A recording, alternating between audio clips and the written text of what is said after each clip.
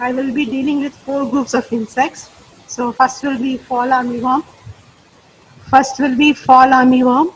Next is rugospiralling whitefly, cassava mealybug, and grasshoppers and locusts.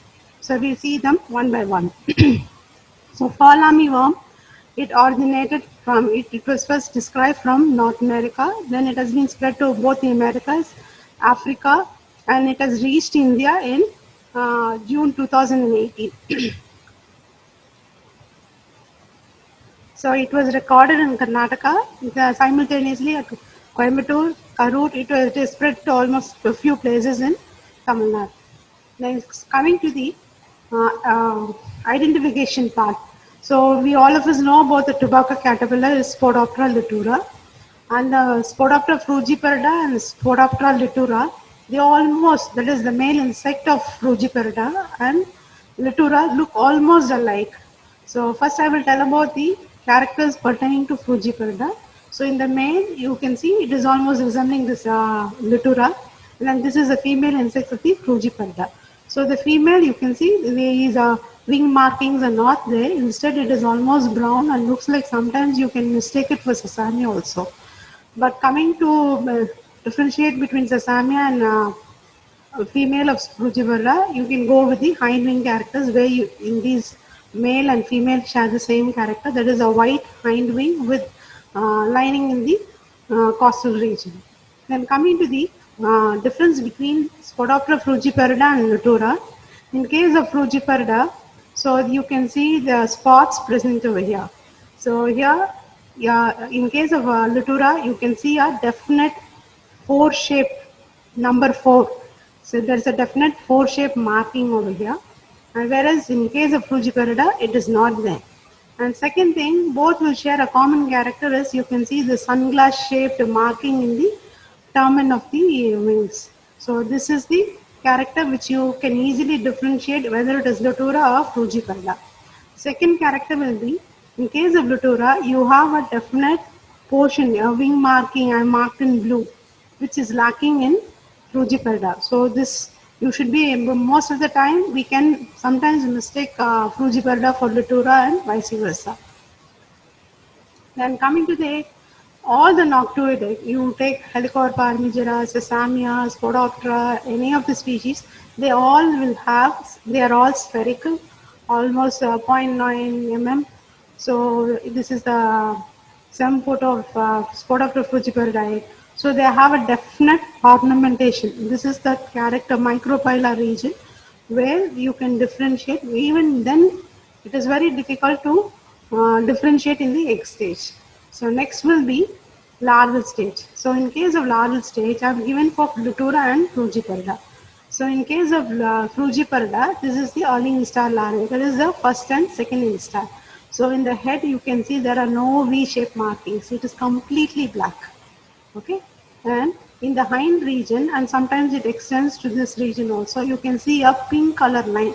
Almost all the larvae will have this pink color. Early instar larvae will have this pink color lining. So this is the clear identification of the early instar larvae of Spodoptera frugiperda. First is it has got no marking in the head, and this pink color lined in this lateral side of the body.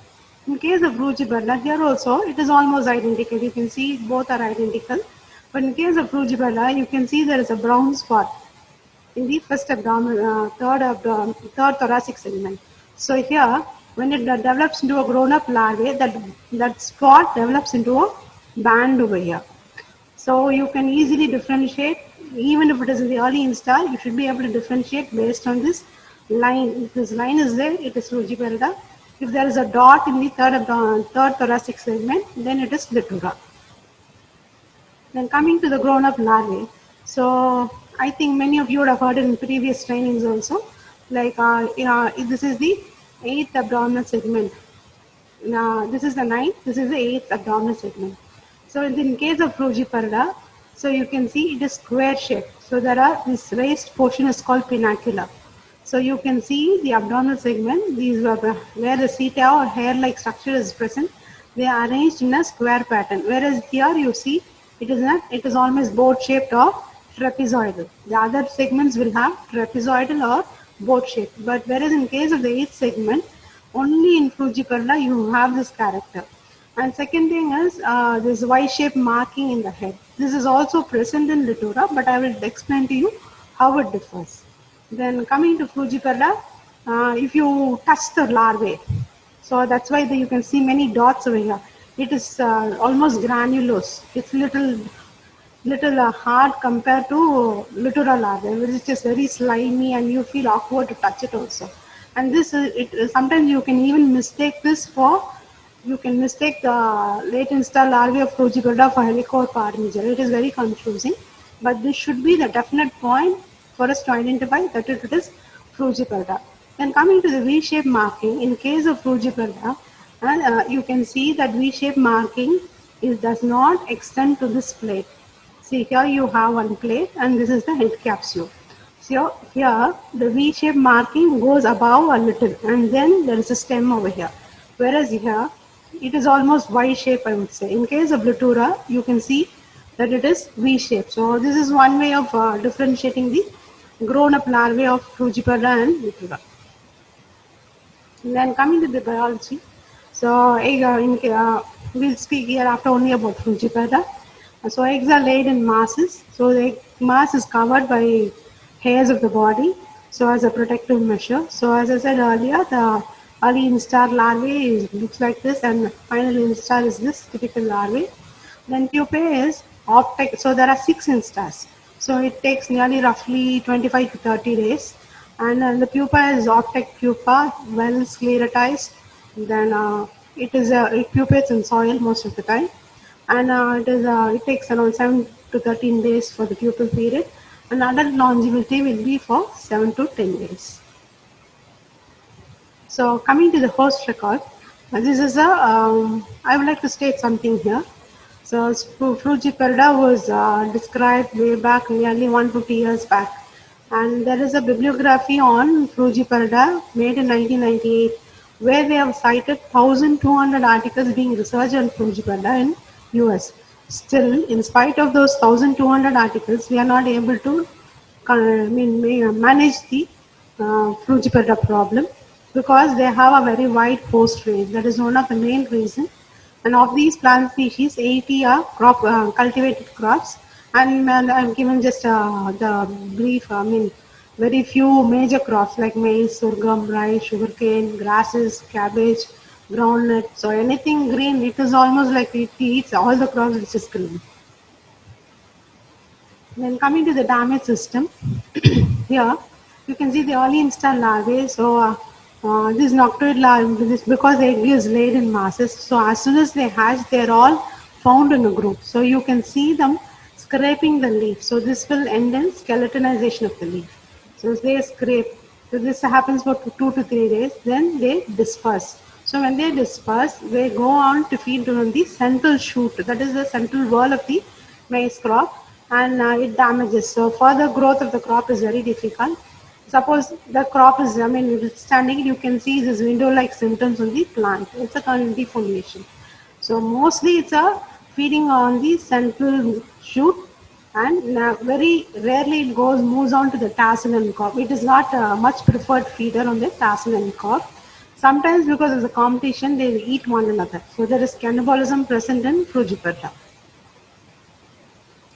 So coming to the management aspect, so the TNA technology capsule is being given, which I would like to tell you. So incorporation of soil with lean, take 250 kg per hectare, or go for thiamethoxam 30 Fs 10 ml per kg of seed.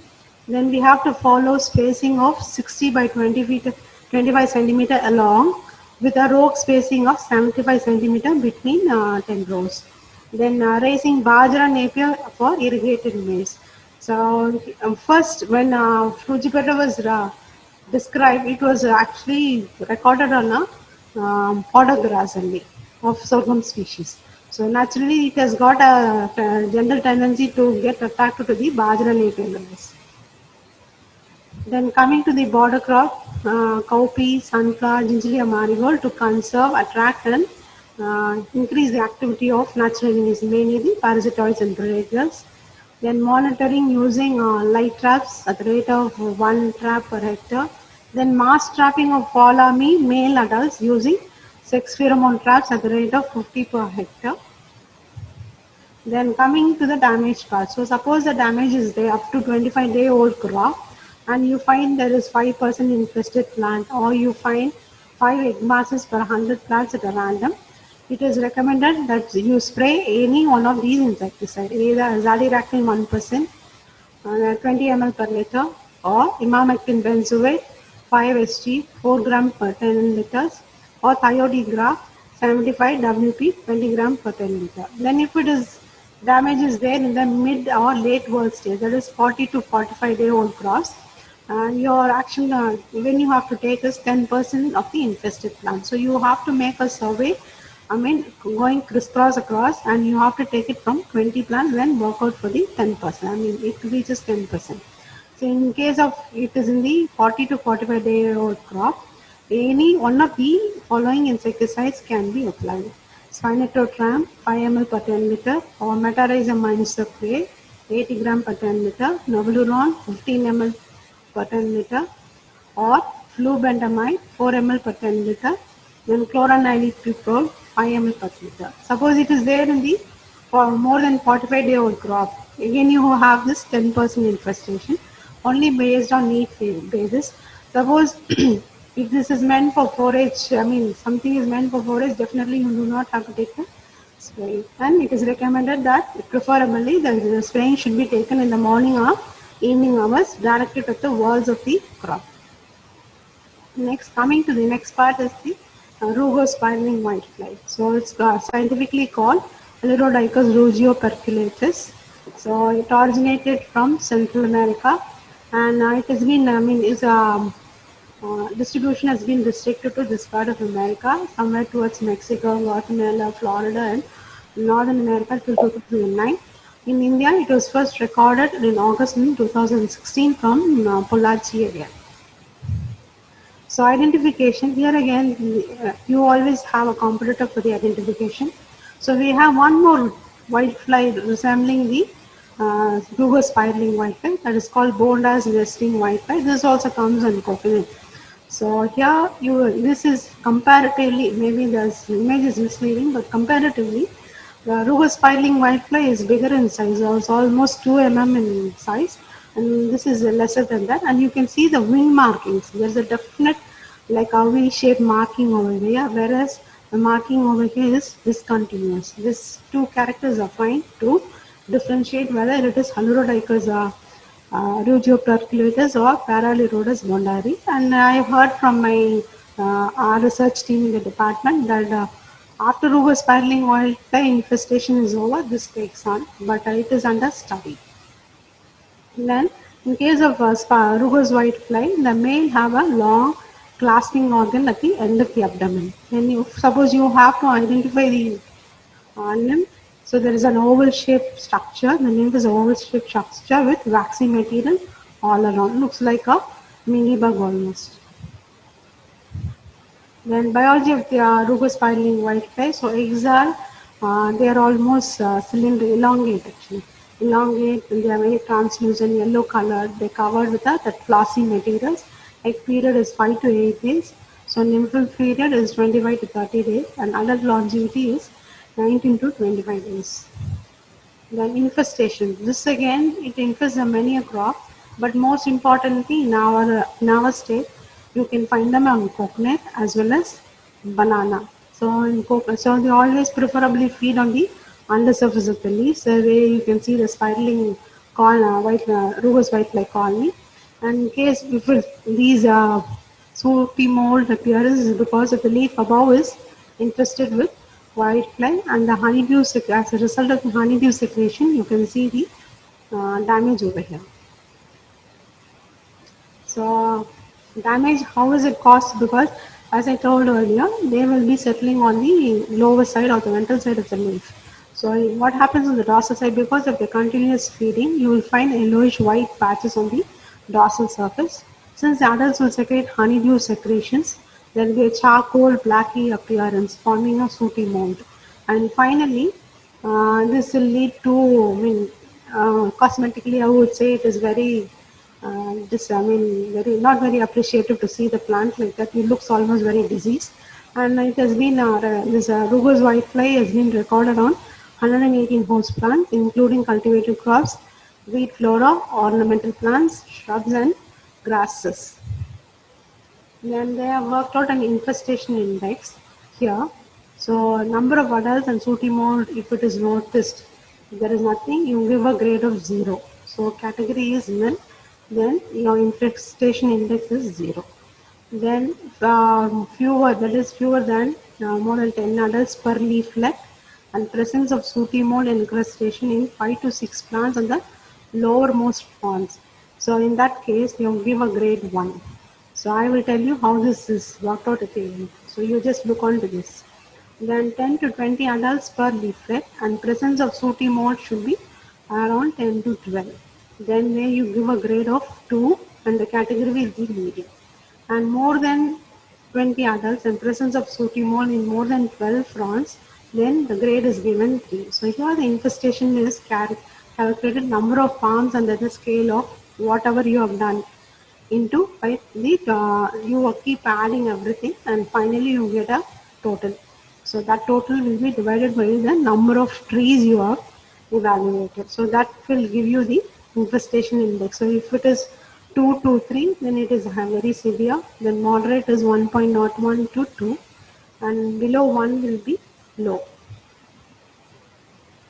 So IPM suggested for Ruger's spiraling whiteflies is placement of yellow sticky traps, that is 5 into 1.5 feet, smeared with castor oil at the rate of 10 per acre for monitoring the Ruger's spiraling whitefly. My senior in the department of the research team told me that it is suggested that you have the yellow sticky traps with a light above during the nights, because the whiteflies get attracted to the light and they get stuck to the yellow sticky traps. Then spraying forcibly water on the undersurface of the leaf, or going for spraying of neem-based botanicals, inhibiting the growth and development of Ruger's spiraling whitefly.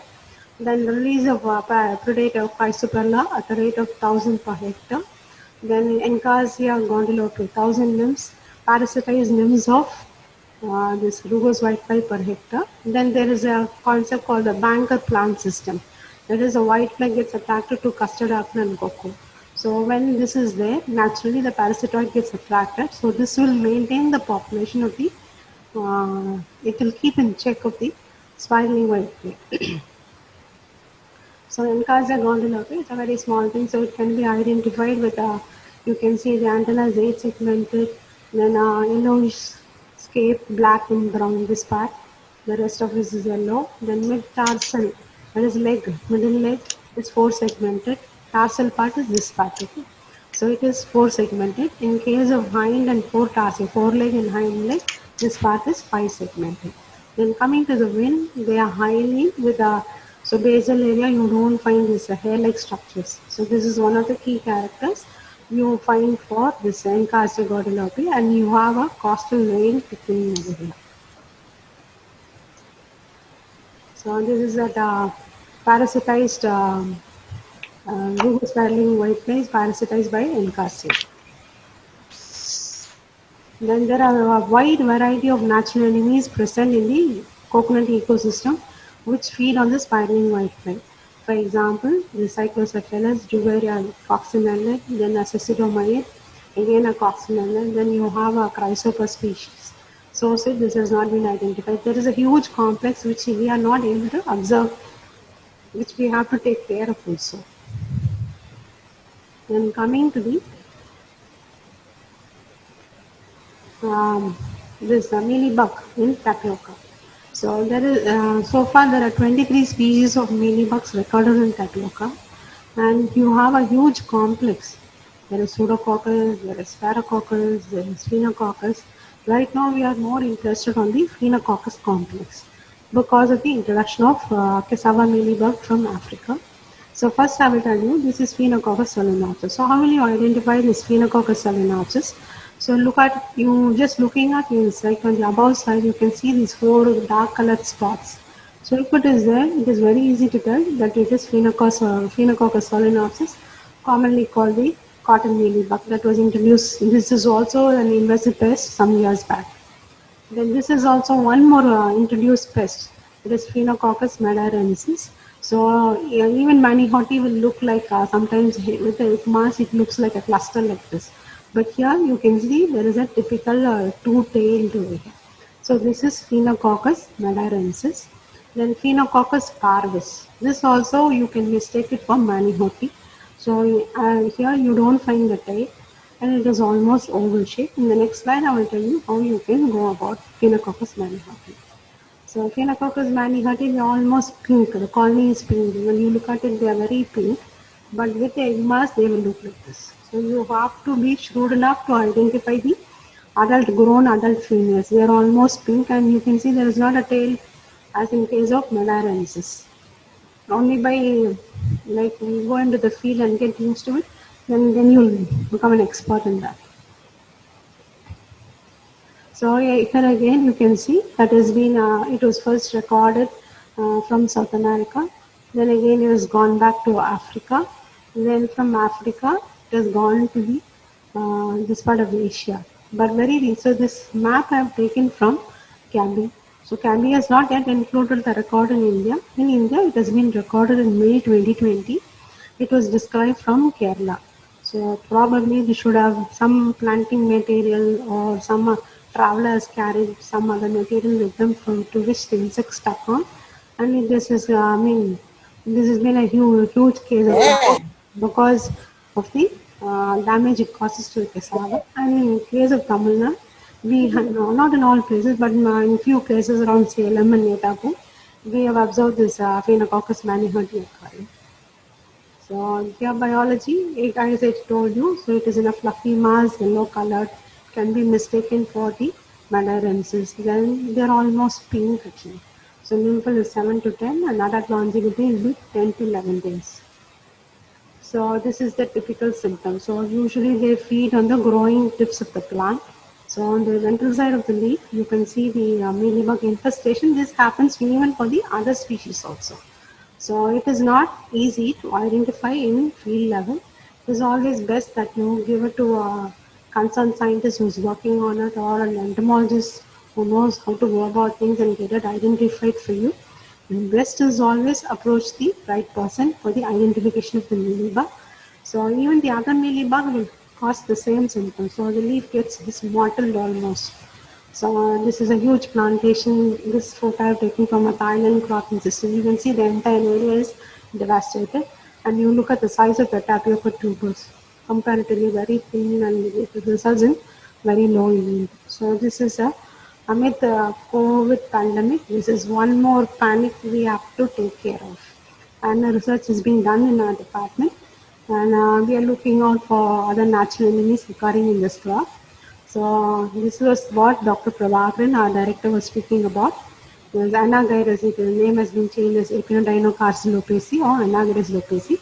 This has been found to be successful in Africa. We are yet to import it.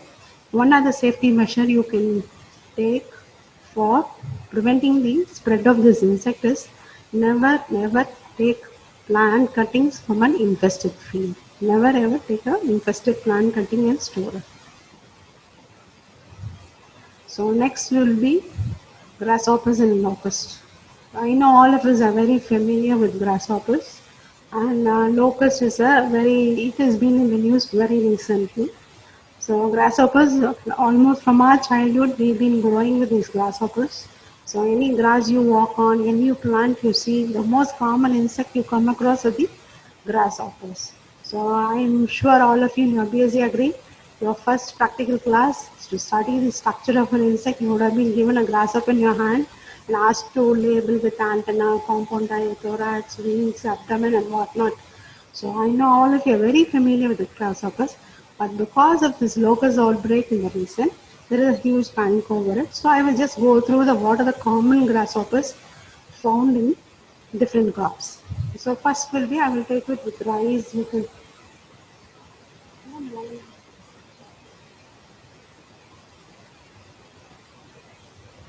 okay. So this is a Acrida exaltata. It looks very thin actually. This insect Looks very, it is at least in the photo it looks robust, but usually it is very thin, slender, and it is not very fast moving. You can see two forms of this insect, green form as well as brown form of this insect. So they are multi-joint. You find them commonly in the grass bunds or in the rice fields. So they feed and there are many generations throughout the year. So oviposition takes from April to June and peak abundance is seen in August and October. It is a very minor pest. This is called Acrida exaltata. Very slender, body is very, very slender. Next is tobacco grasshopper or Atractomorpha crenulata. Again, this is a very common grasshopper. So it is a polyphagous pest. So it is found throughout India, Pakistan, Sri Lanka. Somebody is drawing on the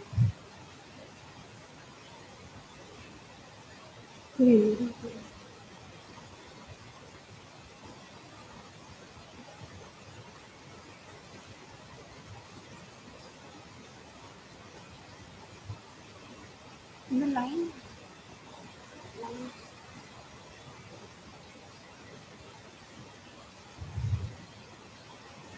Thank you. So here you can see there may be a single generation or two generations in a year, and they are polyphagous. They are feeding on almost all crops. So peak abundance can be seen in February to April, and it is again a minor pest.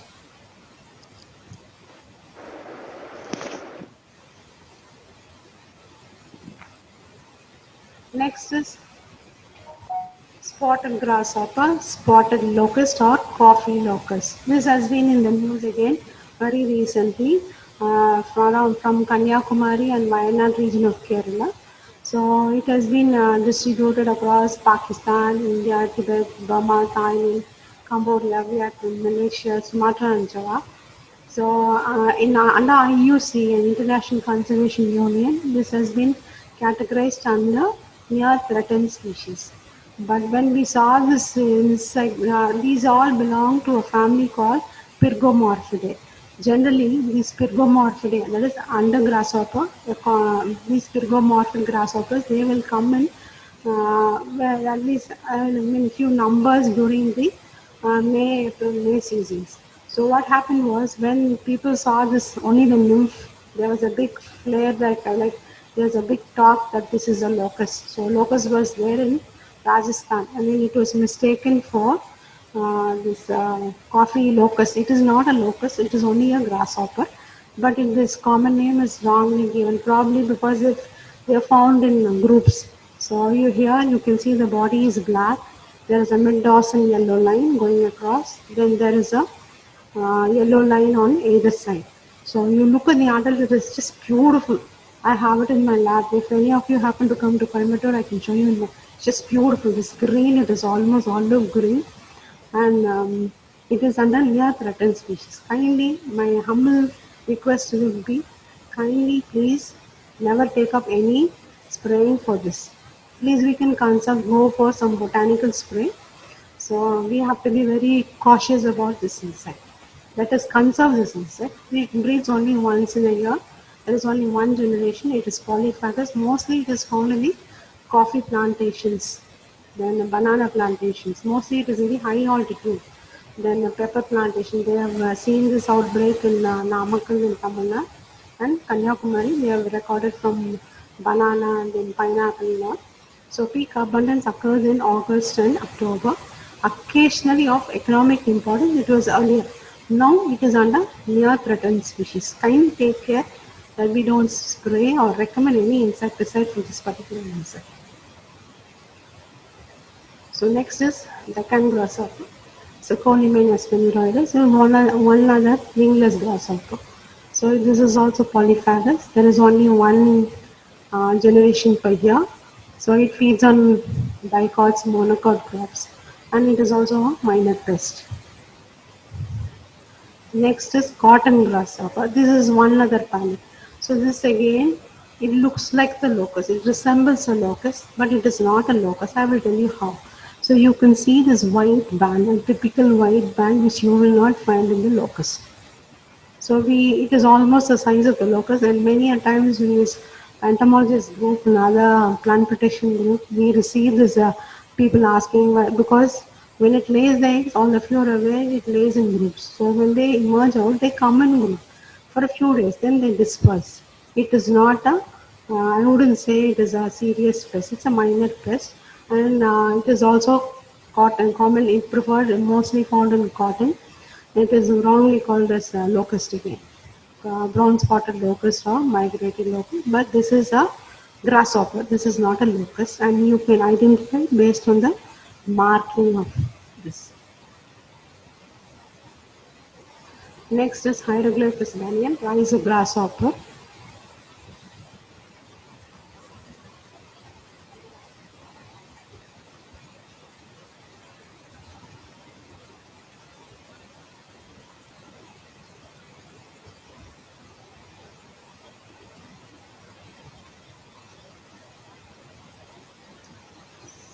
This rice grasshopper, Hieroglyphus banyan, can be easily, um, you can see these three lines on the thorax. So this is the easy identification mark for the rice grasshopper. One more thing is you can see the antenna alternately it is yellow and black color. So minor, it is a minor pest. Very occasionally, maybe in 60s, it has been recorded as a pest somewhere.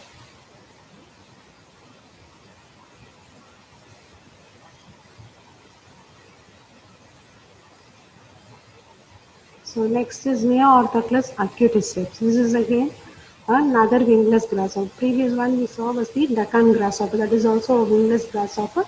This is multi-holt and very commonly found in grasses and other crops also.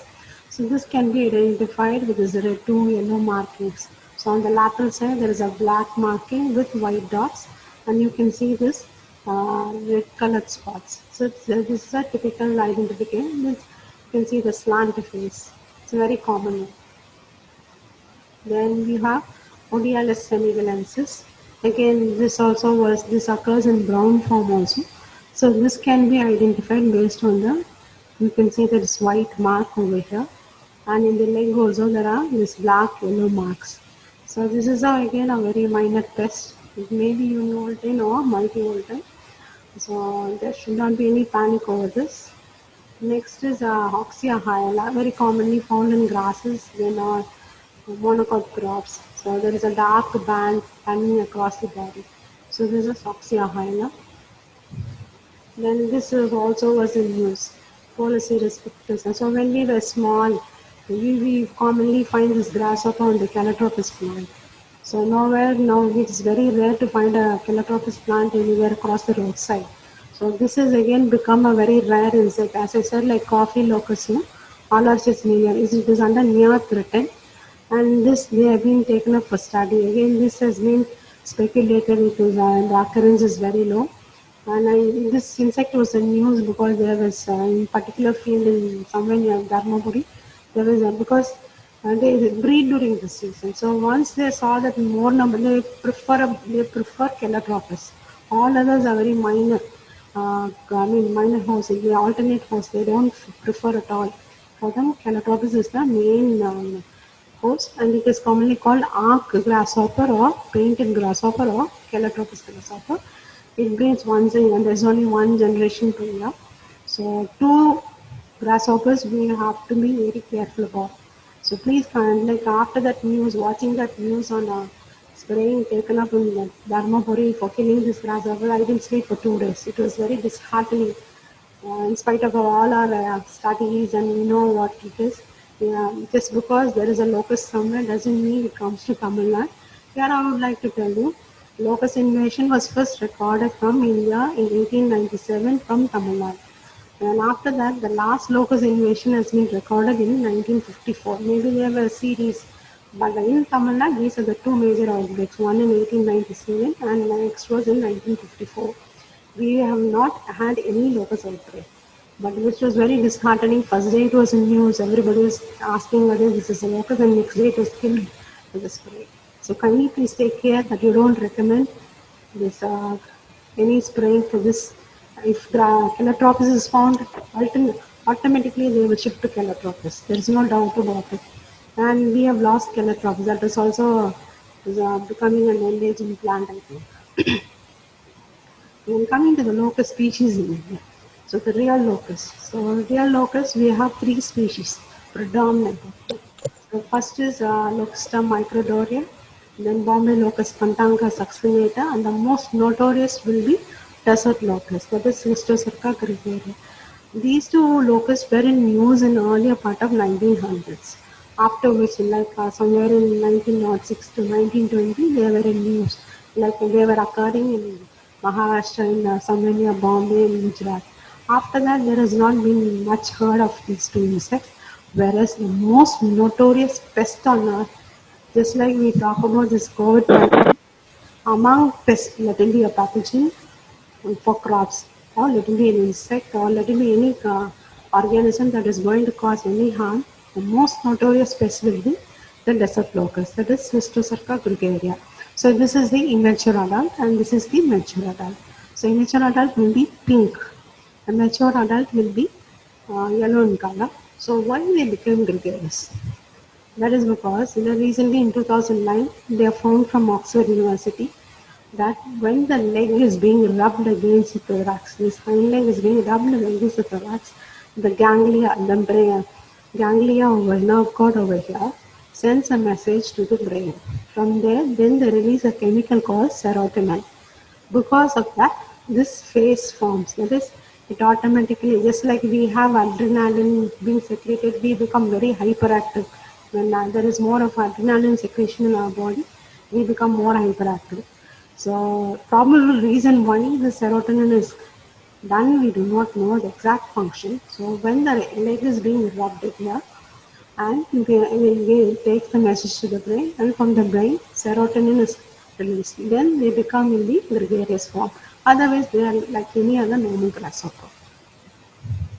So biology, it takes 12 plus weeks. So you can see the, so egg plug, we call the grasshopper egg plug. You can see that they have been laid in group under the soil, and the young ones are called hoppers. So they are wingless, they are green color, and if this is found in more, they will be march bands. They cannot fly, so you can see them literally crawling on the surface, and only when the swarming comes, they become yellow.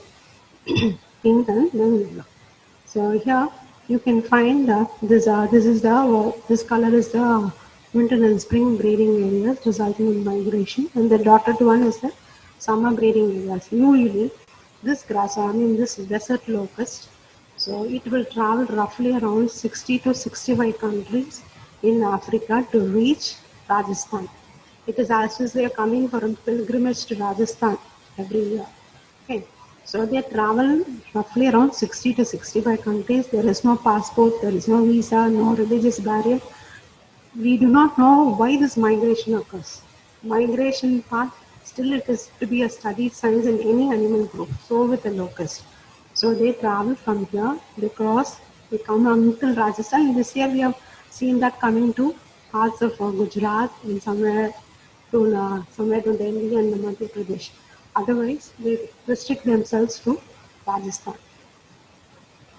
So so we don't have to panic. That is the main message. We don't have to panic about any locust invasion down south. I would like to talk about my experience with the locust during May. So there was one person in Ooty when he was traveling in the night. This cotton grasshopper fell on his bike. Immediately he flashed the news. There is a locust invasion in Ooty. And again, our university deputed to the office. We all went panicking, where is the locust? We were wondering whether it was gone to the hill region. Very sadly, there was only one grasshopper, for which three of us went, and it was very disappointing. That is because we panic. We hear some news, we relate it to our. It is not like that. So you don't have to really worry about the locust invasion down south. So there is a journal called Indian Entomology, an online journal has been recently started. So seeing this good photograph, I wanted to share it with you. So you can see the female is laying there. You can see to the depth, it is almost 1 feet. So you can see the eggs being pushed out to downward. This was one more like it is found interested in a tree. Some few nice photographs I really liked it. I wanted you also to enjoy this. So I wouldn't suggest any control measure. We don't have locusts. We don't have to worry about it. If at all you think that grasshopper is a problem, it is recommended that you can go for a 5% MSP. That is fine. We will restrict with that. Please kindly save that Calotropis grasshopper and coffee grasshopper. They are nearly threatened species. Kindly don't recommend any insecticide for those two grasshoppers. Others, I don't think there will be any problem at all. So I would like to conclude all locusts are grasshoppers, but all grasshoppers are not locusts. So let us not panic. Let's be again be thankful that we are alive today watching this program and we are undergoing this session. It is a pleasure meeting